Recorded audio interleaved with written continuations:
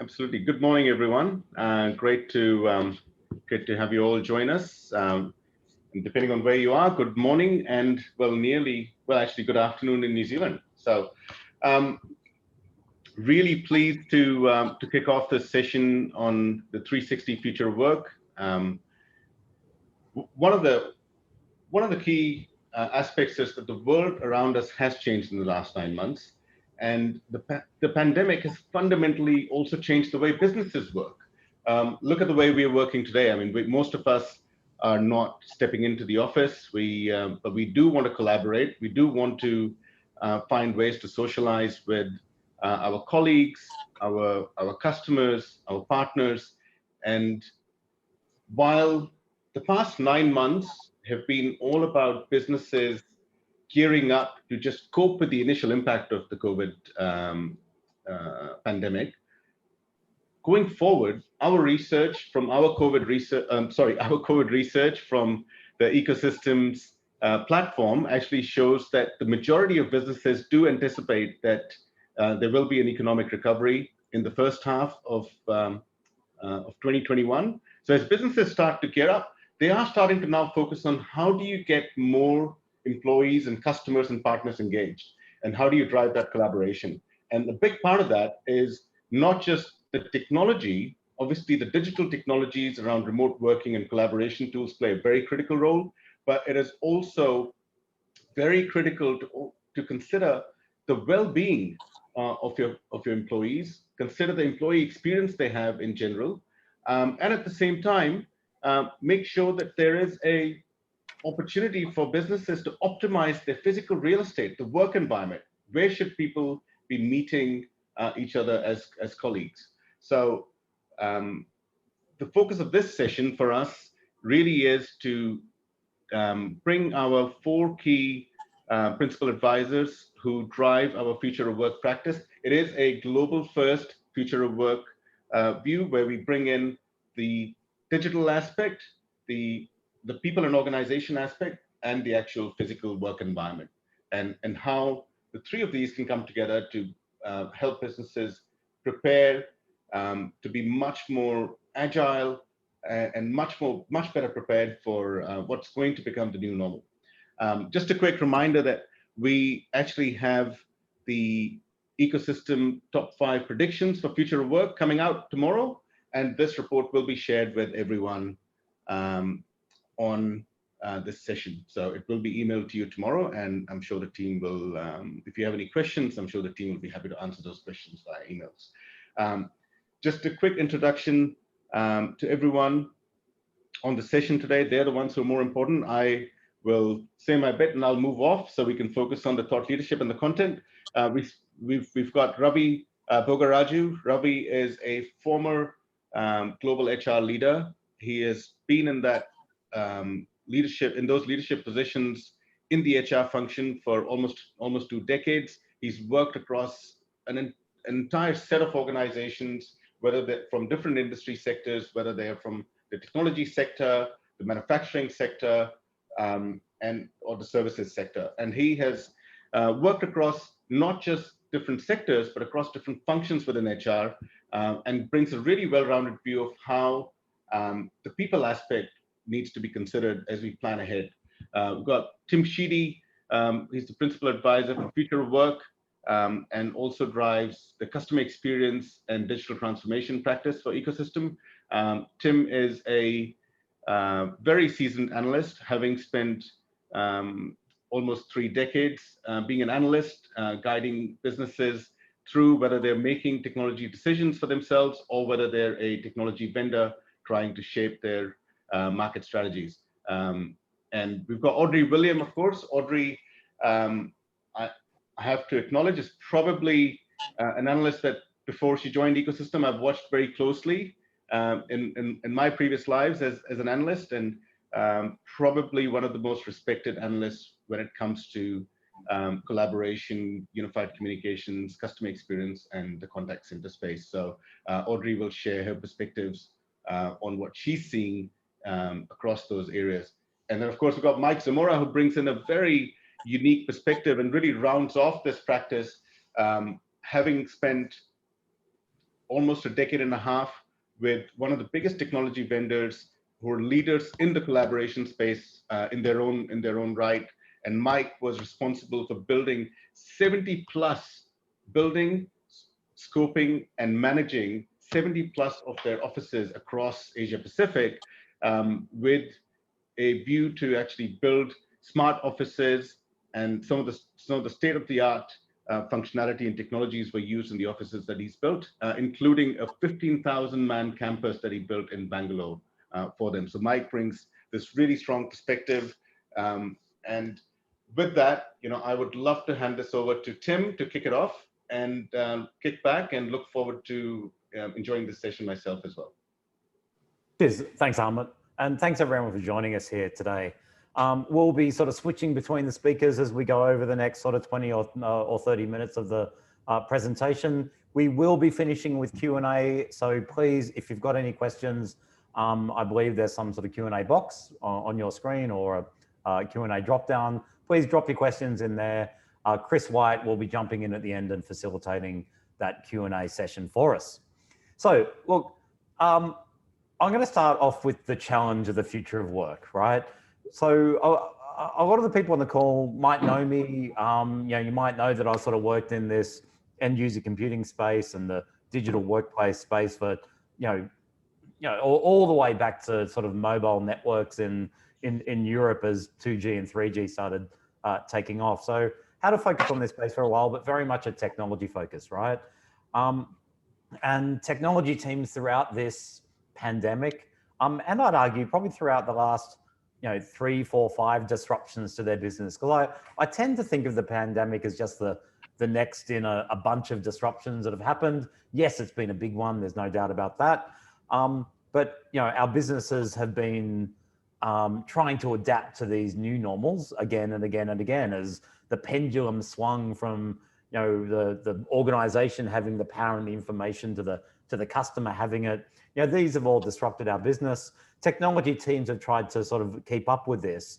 But what we've been learning, I guess, particularly throughout the pandemic, is that the things we're doing in tech probably aren't enough, right?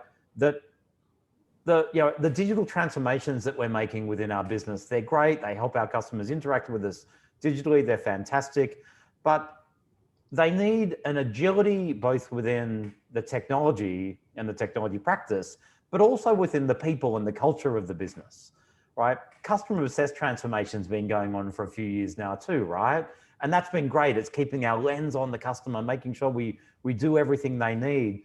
But again, particularly this year, we've let ourselves down because it was the people who couldn't keep up, right? It was it was the spaces that we were working in which weren't relevant for the things we were trying to achieve anymore. So we suddenly realized that this technology piece sort of wasn't enough anymore. That digital isn't enough, customer obsession is enough. We need sort of another leg to our transformation strategy going forward. New ways of working, basically, to help our businesses adapt and thrive. So I'm going to hand over to Ravi to talk a little bit about the vision. Thanks, Tim.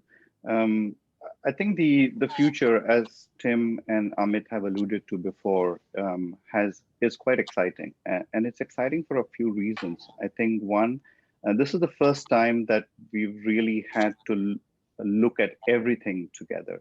And we had to look at different cycles together. We had to secure the current business at the same time where we were trying to bring in more business and trying to pivot to a new place. So this sort of conundrum of being able to do 3 things at the same time in different ratios, depending on what's happening in what country, has been probably what the experience of business leaders and employees has been for the past few months. And I don't think that's going away. I think it's going to continue to evolve in this space. And therefore, the key of the offering or the future of work is really around being able to adapt, pivot, and thrive all at once. And how do you do that without breaking what you already have, the relationships with the customers, without breaking the relationships with the employees, still keeping the pieces together?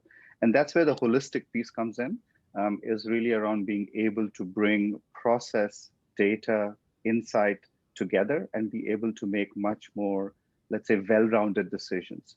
not just in one space or the other, but all together. So really people, process, technology, and work environment coming together to be able to enable this next sort of evolution of the business is quite critical. And that's going to set up the businesses and the people within that to better cope with what's coming down the pipe. The interesting part about this is that it's no longer just about the customer experience or the employee experience, it's the human experience. And the centricity of this is really around how do we keep the experience cohesive across this continuum. And that's where the future of work comes in. I'm going to hand over to Mike now, who's going to walk you through a bit more of what we're thinking. Great. Mike? Thanks, Ravi. I appreciate that one. So kind of as mentioned is that the future of work, it's a holistic approach. It's the integration of the people, the space, and the technology for that one. So that multifaceted approach and the solution for it is that we see that the agility of business is becoming critical and a strategic component, as kind of mentioned by Amit in his opening comments for that one. Talent itself is the key factor required for the businesses to develop and to innovate. And so within that one, you have technology and the work environment as the enablers to basically help make the employees more effective and more productive. That translates into the business being empowered. So some of those key differences then, or the outcome I should say, is making a better customer experience. That's derived from a positive employee experience. Doing that in order to make those experiences occur is an important, support team required to make all that happen. And that's where the digital technology advisors, in essence, the people that are listening to this webinar right now, is where you come into play for that. What I'm going to do now is go ahead and turn it over to Audrey, where she'll talk about the dynamics of the new work environment. Thanks a lot, Mike. And I think as you heard from Amit and all my colleagues, we are definitely in a whole new era of work. Work patterns are changing, and the more business leaders I speak to now, they're all saying that they're currently thinking through this new way of working. Some are exploring a 4-day work week.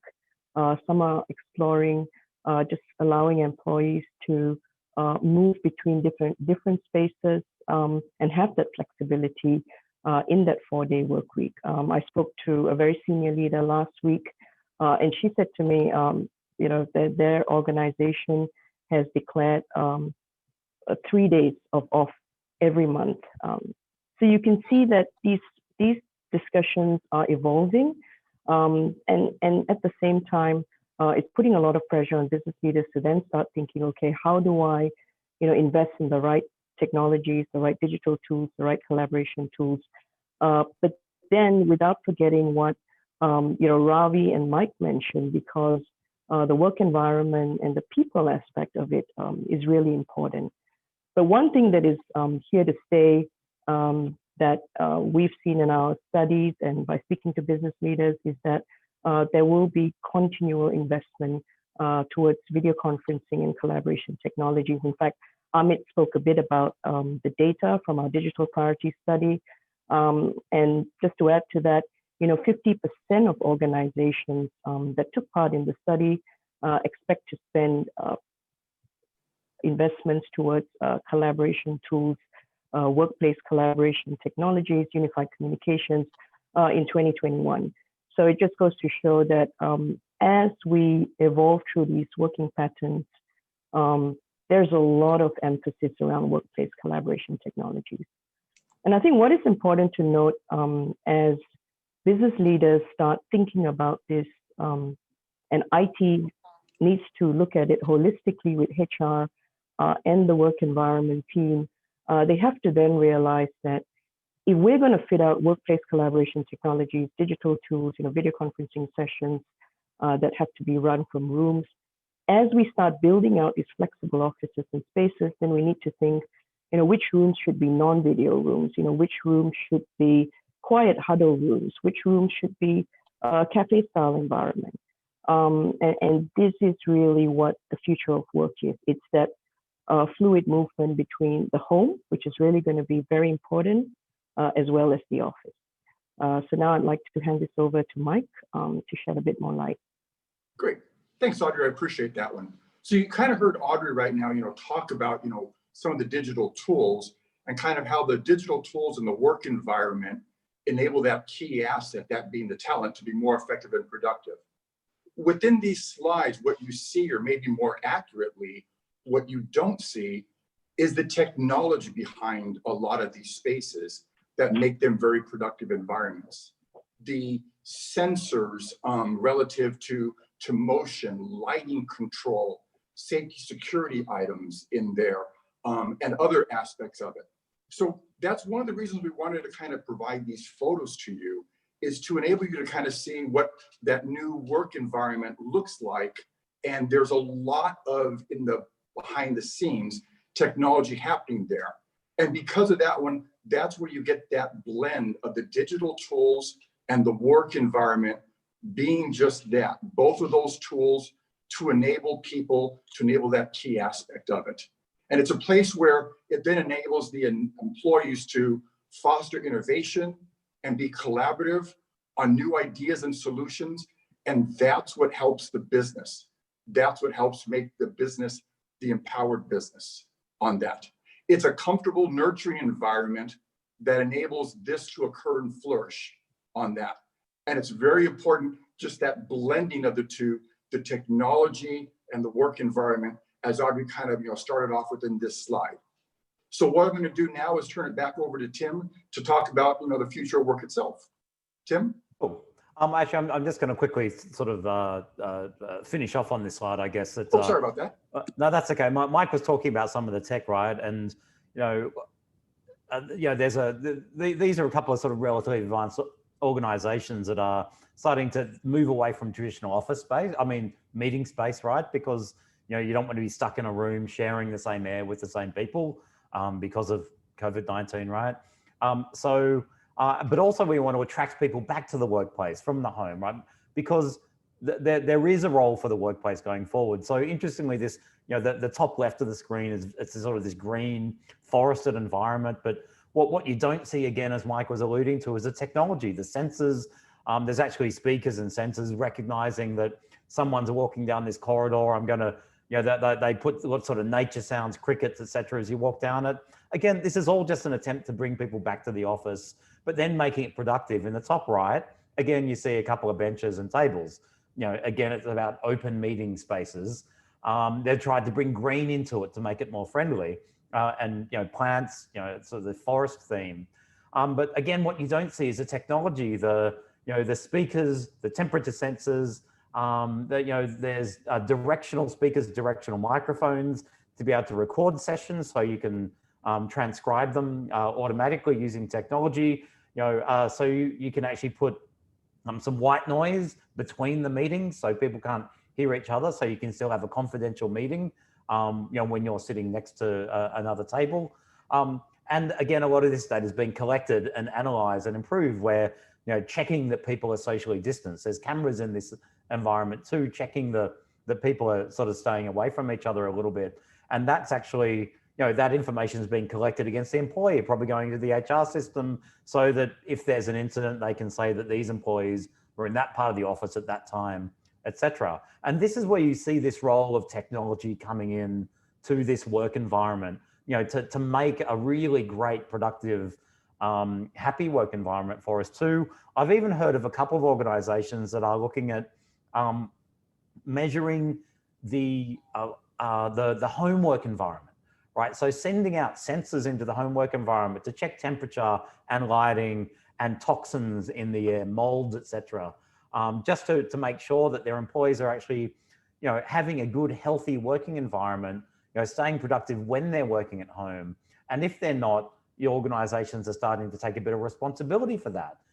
We know our employees are going to work at home, so we're going to be responsible for providing that great work environment for them. And interestingly, depending on the legal framework in each country, this is more or less accelerated depending on where you're based. We're particularly seeing interest in this down here in Australia, where I'm actually based. But introducing sort of our, our thinking. This is our very top level conceptual view of what Mike, referred to as this empowered business. It's this idea that on its own, the technology team can't make us productive.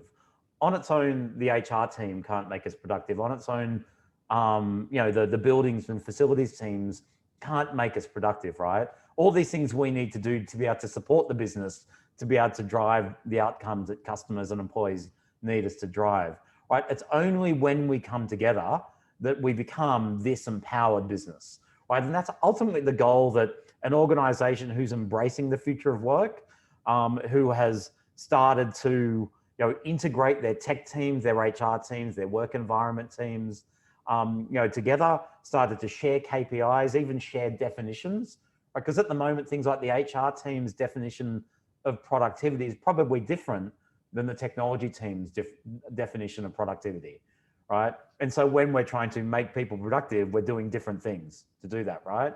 So the idea is let's share the definitions, let's create this empowered business where all our employees are happy, they're productive, they're ready to adapt, they're ready to embrace the agility that our customers need, that our organizations need to exist in these new uncertain times that we're moving into. But where the magic happens is in these intersections between the two. And we're going to spend a little bit of time on this slide. We're all going to take a bit of a turn talking about these intersections. I'll hand over to you, Ravi, to talk about some of those intersections with people. Thanks, Tim. Yeah, I think it's true. I think it's always been that the business is a function of these intersections. And it's really how you bring these together makes for a successful innovation or successful go-to-market and things like that. Now, I'm going to talk a little bit about the intersection with people. And as my colleagues have alluded to before, a lot of us and a lot of the businesses are trying to adapt and trying to understand how they're going to work next. Now, this has resulted in quite interesting dynamics at the C-suite. So suddenly at the leadership table now, you have this huge interest in really trying to work together, where before you had possibly some people working more together cohesively and some were just trying to keep up. So a lot of the companies now, from a people standpoint, have become really more focused on bringing and enabling things for their people and their businesses, because that's sort of now the key of this whole enablement. What are people really doing? I think many companies that we've spoken to, or many of the business leaders or CHROs that I've spoken to personally, are really trying to do a lot more of experimentation. They're trying to see what works best for their business. What is it that they can do to really help their businesses move to that next space with the people along with it? So they're experimenting with, for example, business models, at the same time, workforce models, talent trends. They're paying a lot more attention to things like doing analytics and applying that analytics platform to other things like sentiment analysis, to do things like how are they going to help with understanding where their people are. One of the key issues of this pandemic has been that everybody is off in their own small space, and they're trying to do this more digitally. Now, this has resulted in a fair bit of mental wellness topics that have come to the fore. So while people have enjoyed working from home and they enjoy the flexibility, the patterns have changed so drastically that the pressure on employees to manage work and life, to manage meetings, to be always on Zoom, has created a fair bit of not just anxiety, but also mental wellness issues. So the enablement piece of the business has become a lot more front and center. How are leaders and employees, how are leaders and the HR teams going to work together to really help reduce the anxiety levels in the system so that people can be more innovative, can be really creative at how they go out and provide a much more superior experience. It's interesting when you talk about people and when you talk about mental wellness, the first thing that comes to mind is, oh, let's just do a training program, or let's just do a event online. So yes, it's been important to bring people together in social events online. People have done this in a number of different ways. But slowly there is also a realization that while they're using the technology platforms, there is more to mental wellness. It's also about how you recharge. How do you take a step back and really take some time off and be able to do no Zoom days, for example, or look at just days off like Audrey was mentioning. These are quite critical as well, because everybody's been on this treadmill and they're just very afraid to get off. So I think the leaders have a really key role to play in promoting experimentation, in being able to enable these new ways of working, trying new things without having the stigma of failure, and continuously keeping an eye on energizing their teams, not just by doing events, but also by taking care of their wellness, being able to give them time and asking them actively to take time off and role modeling that behavior. So in that sense, I think spaces, technology, people, and leadership are going to play quite an important role as we move our organizations from where we are to a different space. And not just in terms of physical space, but also in terms of how we operate as a business, what kind of culture we have. So I'm going to stop here and I'm going to hand it over to Mike so that he can talk a bit more about the workspaces and how that interacts with the other parts of the business. Mike? Great. Ravi, thank you very much. Just a clarification, Ravi and team, can you hear me right now? Yeah, we can. Go for it, Mike. Okay, no problem. Given COVID and everything, just had some things happen in the background at my place. And so I wanted to make sure that we're still connected. So if that's the case, kind of going forward then, as Ravi had talked about, kind of, in the way of the people aspect of it, we then now come into one of the enablers, the work environment on that. And as talked about before, it's an enabler to help the people to be more effective and productive for that. So they can then go on and be innovative and collaborative, as Ravi has talked about within his section right there. And this then enables, the employees to then help the business for that one. It's that transformation into an empowered business for it. And so what I like to then do is then talk about then those intersections of how the work environment it accomplishes its goals of having to be an enabling tool for that one. So from a people perspective, as Ravi had talked about, it helps them become more productive and effective through, collaboration tools, which Audrey has talked about, and then through other productive work tool environment on that. Relative to the business itself, it's done by making the space and the building systems more effective and more efficient.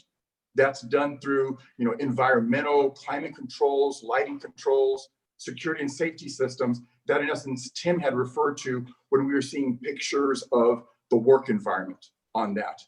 And most importantly, or most recently, is then the wellness, the health aspect of the space. Because from the pandemic perspective, that was being focused prior to everything happening, but relative to the pandemic, that has very much put that front and in focus of businesses and employees. How is the work environment going to be a safe environment for me on that one? So in essence, you put these together, and what that requires for the people, for the space, is digital technology tools. And that's in kind of the intersect with the technology part of it, is that the areas have to have collaborative tools. They have to have sensors, software, application, digital building systems, artificial intelligence to run and to assess a lot of this one. And then of course, back-end dashboards, be that at a building control level or be that on your portable device for it. And so in essence, it then enables all of this to happen, to be monitored, assessed, and modified in real time. So that's in essence how the work environment is then working with the intersect of the business and with the digital tools to help enable that to make the the business itself a more empowered business. Now what I want to do is turn that over to Tim to talk about the technology part of it. Actually, Audrey, My apologies, you're going to be Audrey. taking it now. I got that wrong. Sorry, Audrey. No worries. No worries. Happy to continue there. I think you've heard some really good input from Mike, from Ravi, from Tim, and from Amit earlier. And with all these patterns that are emerging and all these intersections, colliding and coming together, it just means that if you're going to invest in all these workplace collaboration tools and technologies, you really now have to start looking at which technologies matter to that particular vertical. If you're in financial services now, how do you integrate workflows across digital technologies into your collaboration environment? If you're in healthcare, how do you start doing that? And once you get really deep into that, then that whole collaboration environment is no longer just about video. It's no longer just about voice, but it's then providing employees with all the digital tools that integrate into each other, that make it work really well for the employee. I think it's also important to mention, Ravi spoke about mental wellness, mental well-being. The one thing that's definitely that all of us are facing is email fatigue and video fatigue. There are some organizations now designing environments where, it's for developers and engineers, they've got to share information through whiteboards, digital boards. They need to be in a collaborative environment. They don't need to be in an email environment. So maybe these are decisions you need to take as you design these spaces. I think it's also very important to note that as you start looking at technology, the people aspect becomes important in terms of how they're experiencing these technologies.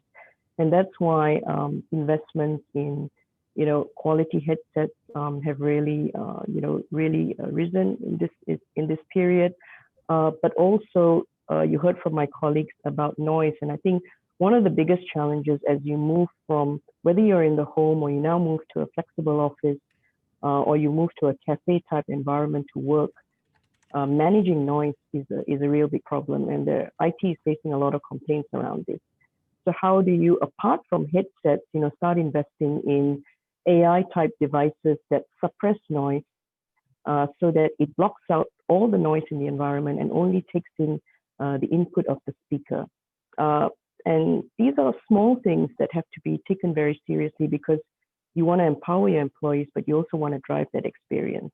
I think it's also important to say that,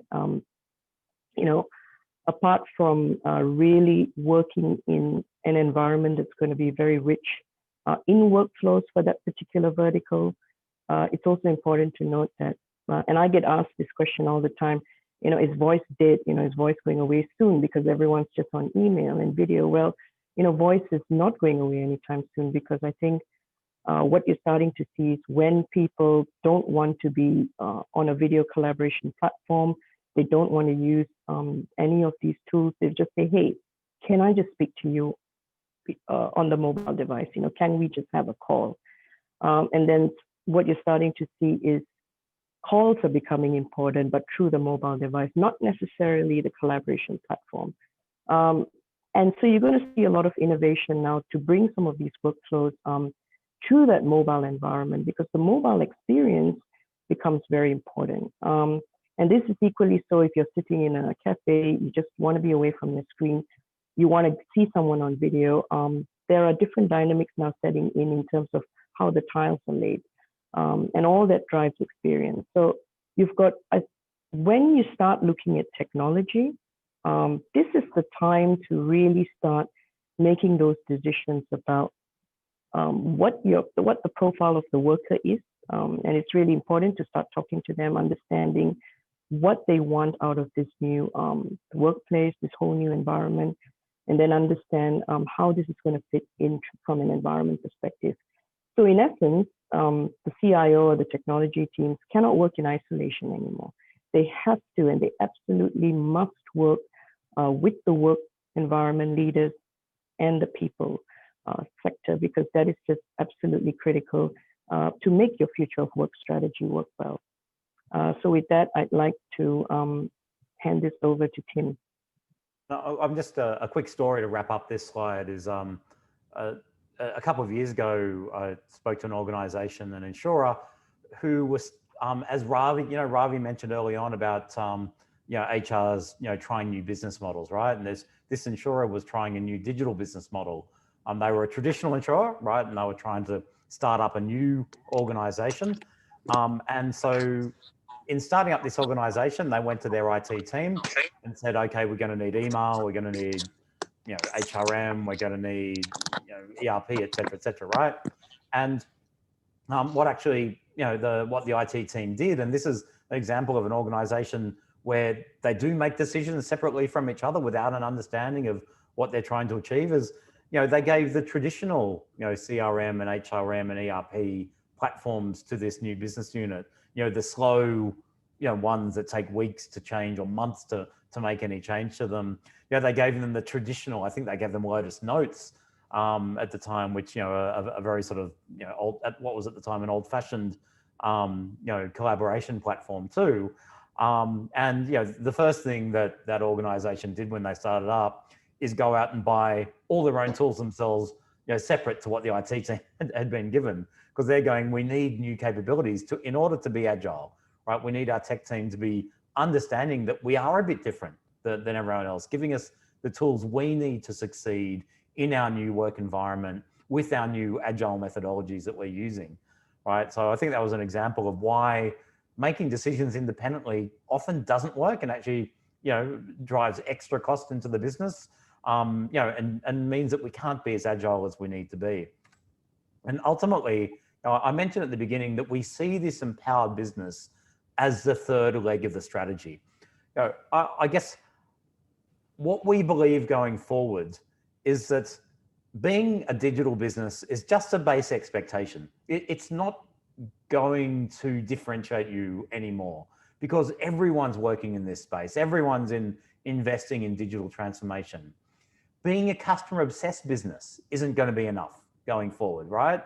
That everyone's going to be customer obsessed. So what's different about you, right?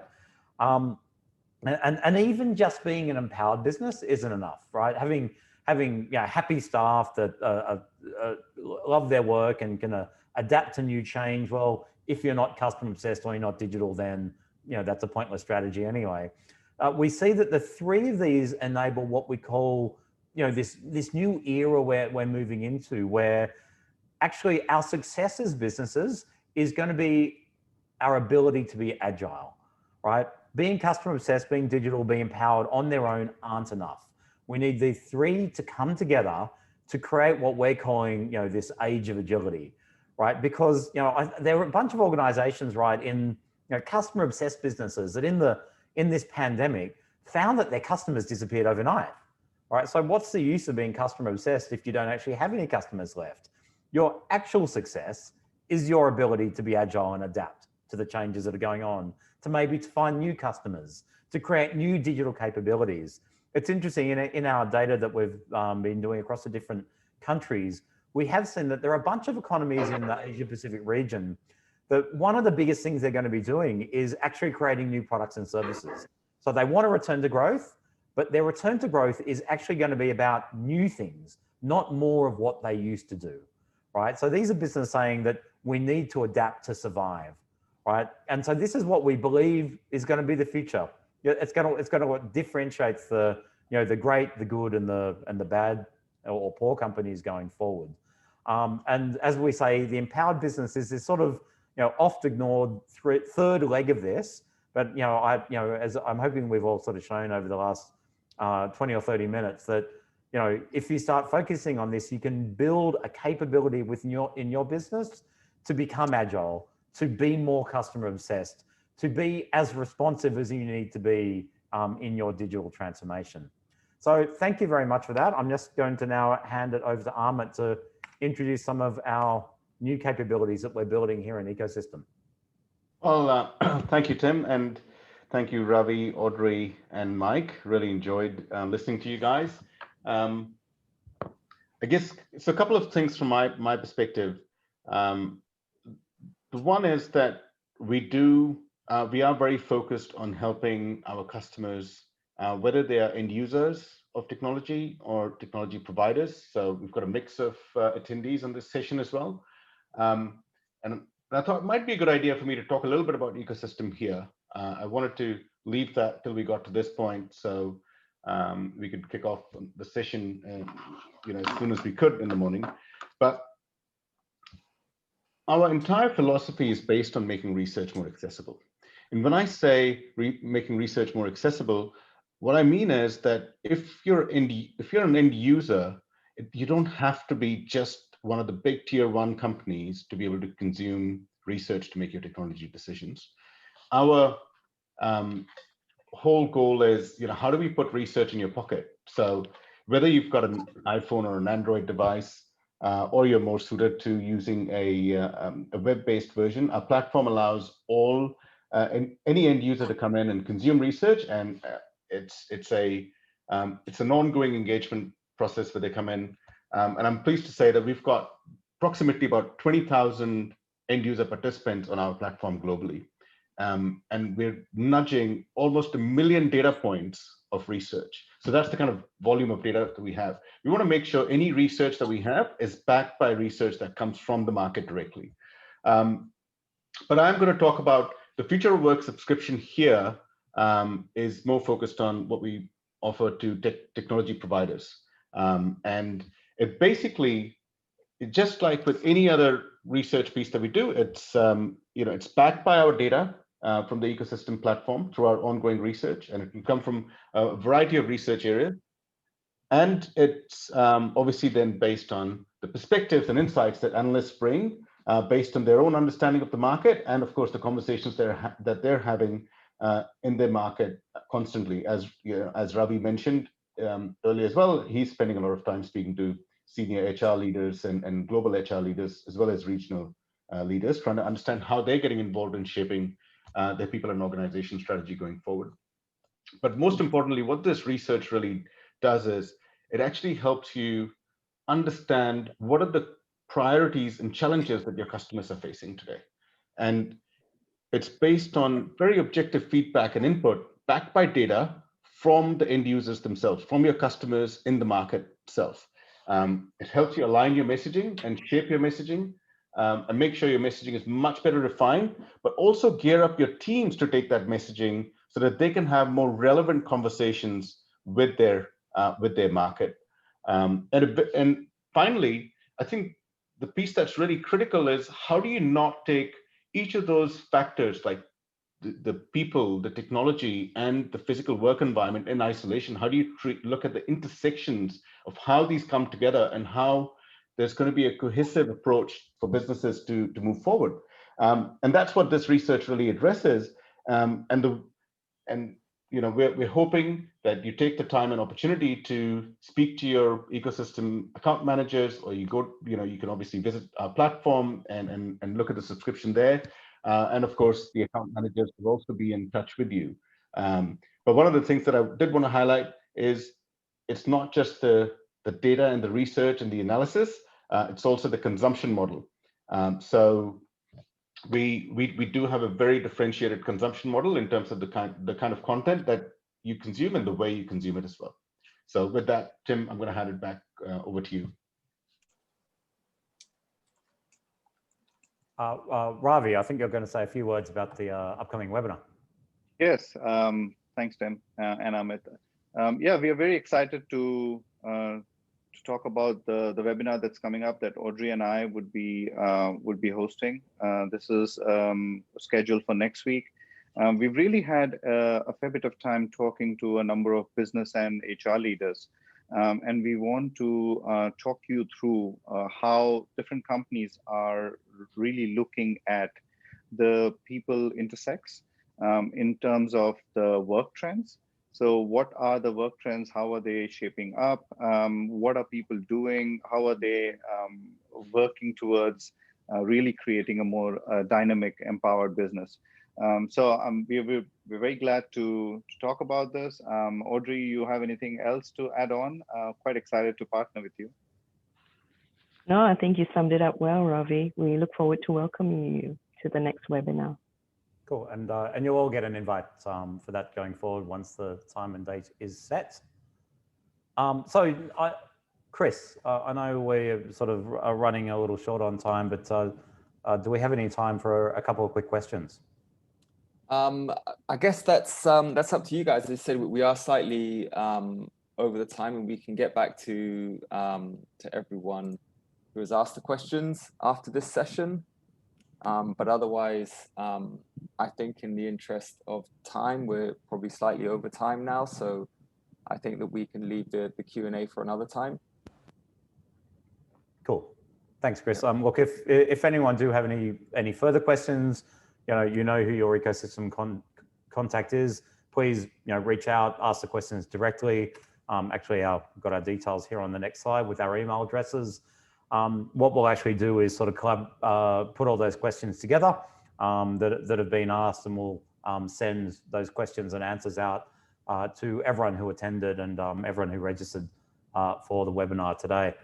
So at that stage, I guess we'll close the webinar off. Thank you very much for joining us. Please look out for future webinars, future content.